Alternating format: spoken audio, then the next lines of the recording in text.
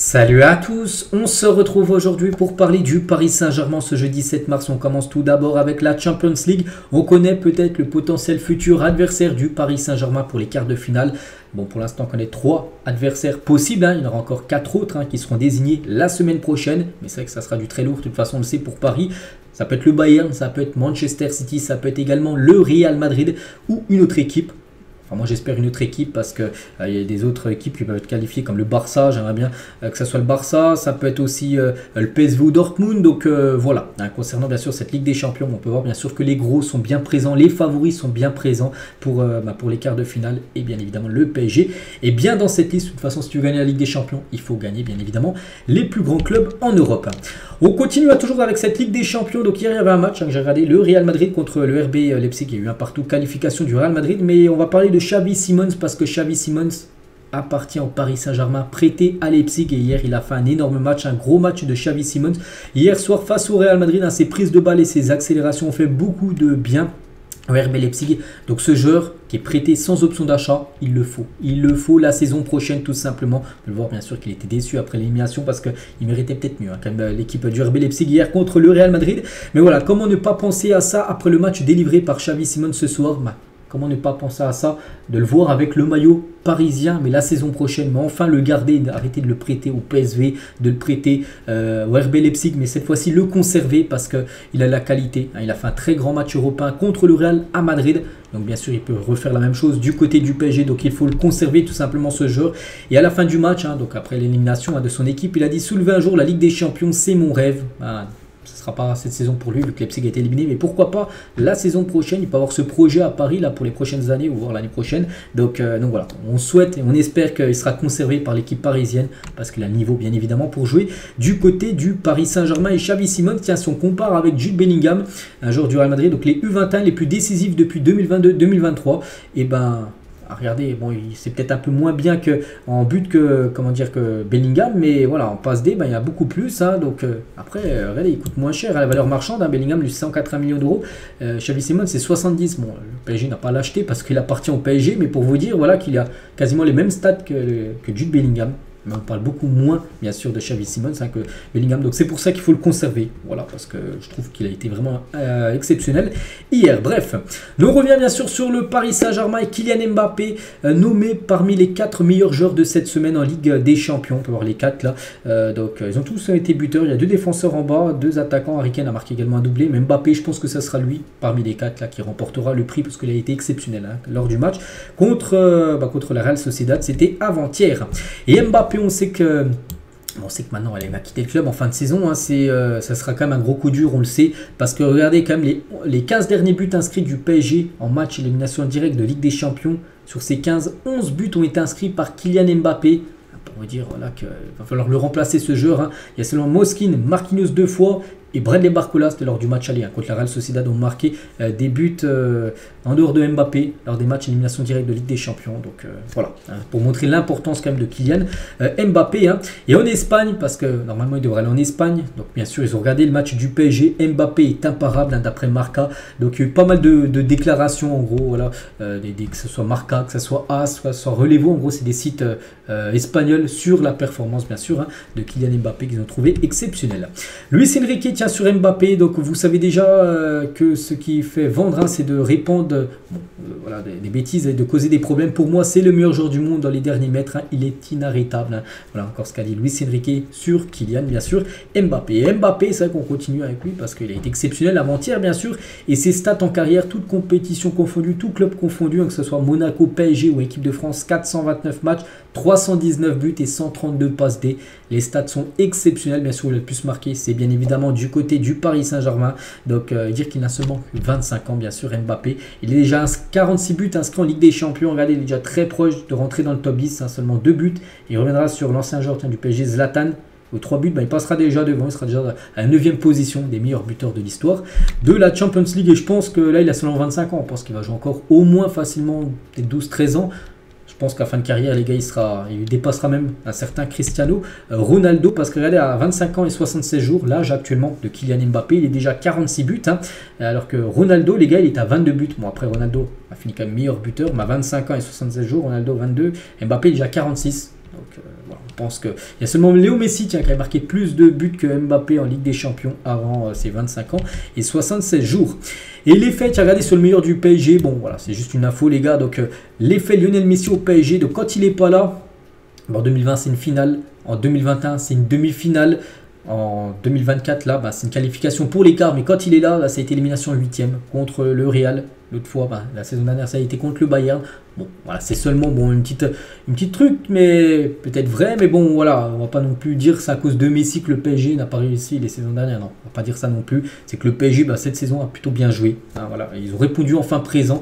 Parce que, par exemple, tiens, contre le Real Madrid, il y a 2 ans, normalement, ça aurait dû être qualification. Hein, tu gagnes 1-0 match aller. Le match retour, tu mènes 1-0, puis c'est Donnarumma qui a fait la boulette. C'est à cause, on peut dire, Donnarumma, même si Donnarumma, il a toujours dit, oui, c'est pas de ma faute, tout ça, c'est à cause de l'équipe qu'on a perdu. Non, c'est à cause de toi. Tu n'aurais pas fait ta boulette au pied, là, je pense que le PSG aurait été qualifié. Et voilà. Bon, bref, on va pas revenir sur ça.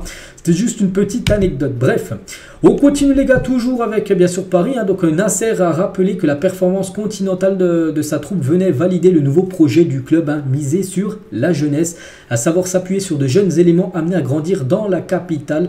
Parce que regardez ces stades, donc l'équipe la plus jeune du PSG en 8e de finale aller de Ligue des Champions sous QSI, depuis 2012-2013, c'est cette équipe qui a été alignée hier à 25 ans et 27 jours. Hein, et l'équipe la plus jeune en 8e de finale aller cette année, donc c'est le PSG, donc 25 ans et 27 jours, hier, enfin avant-hier. Hein. Deuxième, c'est Arsenal, 25 ans et 74 jours. Et l'Atlético Madrid, la plus vieille, elle a 29 ans et 269 jours. Voilà, pour vous dire que le PSG mise beaucoup maintenant sur la jeunesse parce que voilà. C'est sur toutes les équipes là qu'on joue en 8e de finale, c'est le PSG qui a aligné le plus jeune 11 de départ. Et concernant Médiamétrie, donc en gros c'est les audiences, voilà, les audiences du match, hein, environ plus de 1 620 000 téléspectateurs, soit 8% de part d'audience ont regardé le match entre le PSG et la Real Sociedad. Beaucoup de monde ont regardé le match. Hein. De plus, un pic d'audience à quasiment 2 millions a été enregistré à la fin de la première période. Hein. Cette diffusion représente la 3e meilleure audience historique pour Canal+ Foot, chaîne lancée à l'été 2022. Hein. C'est pas Canal+, c'est Canal+ Foot, c'est une nouvelle chaîne. Mais voilà, pour eux, c'est leur 3e meilleure audience, pour dire qu'il y avait beaucoup de monde, bien sûr, qui ont assisté au match. Hein. Donc, le record pour l'instant, c'est un match du PSG. Ça a été le 28 novembre dernier. Le PSG Newcastle avec une audience à plus de 1 860 000 téléspectateurs et 9% de part d'audience. La cohésion entre Nasser et Campos participe à ce climat serein dans le club. Hein. La confiance qu'il s'accorde amène à l'apaisement autour de Luis Enrique, à tel point qu'en interne, Luis Enrique est considéré aujourd'hui comme le personnage principal, bien sûr, du Paris Saint-Germain. Parce qu'il y a quand même Nasser, il y a Luis Campos, mais le personnage numéro 1, c'est Luis Enrique, le coach, hein, bien évidemment. N'oubliez pas que le projet, c'est de le garder sur le long terme. Hein. C'est fini les entraîneurs, même avant. Hein, même si le PSG, on a entendu ça quelques semaines, même si le PSG aurait été éliminé en Ligue des Champions, le projet, c'était de le conserver.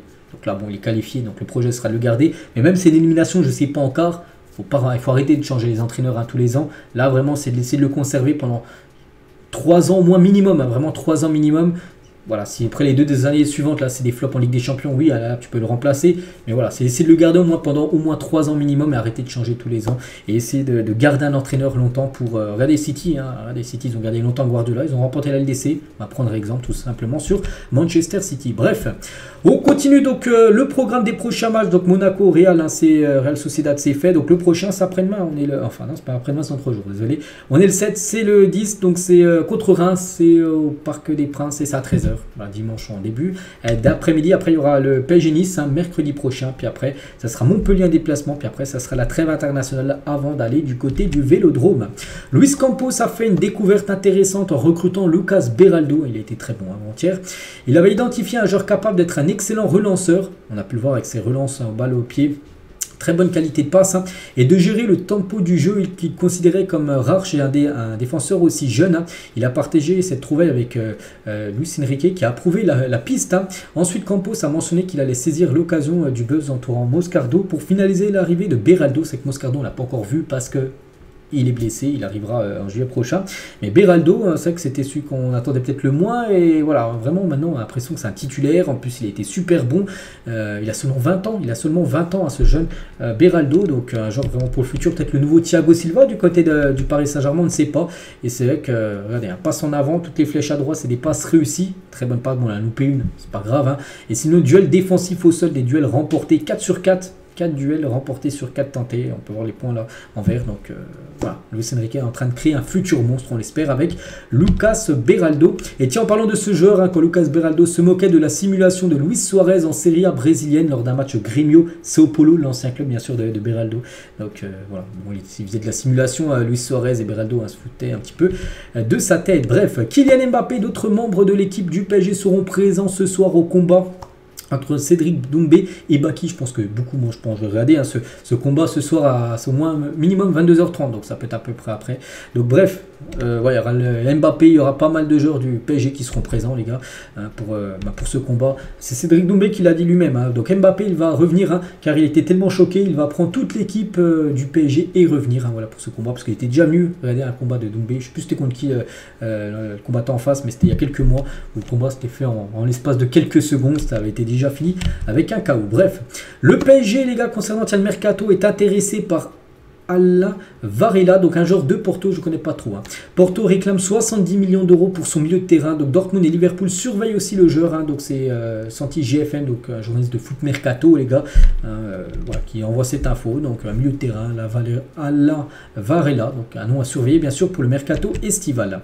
Emen Kari reviendra au PSG dès cet été. N'oubliez pas qu'il est prêté par le PSG à l'équipe de Lorient. Une clause contractuelle spécifique pour que Lorient puisse le recruter. Il doit participer à un nombre défini de matchs avec le club, un objectif qu'il ne pourra pas atteindre d'ici la fin de la saison en raison de sa blessure survenue cet été. Donc voilà, en gros, vu qu'il n'aura pas joué le nombre de matchs fixés pour qu'il soit acheté par Lorient, donc il reviendra du côté de Paris. Après, ça se peut que le PSG le prête ou le vende pour la future saison.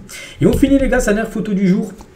À quoi devrait ressembler le patch Ligue 1 McDonald's, parce que la Ligue 1 Uber Eats, ça devrait être fini, ça devrait passer avec la Ligue 1 McDo. Donc sur les maillots du PSG saison prochaine, il doit y avoir ce badge là, Ligue 1 McDonald's. Voilà, bon, McDonald's va payer plus que Uber Eats pour être le naming, on va dire, de la Ligue 1. Donc voilà ce qu'il y a à dire aujourd'hui. J'espère que ça vous a plu. On se retrouve demain vendredi pour le prochain numéro. À demain.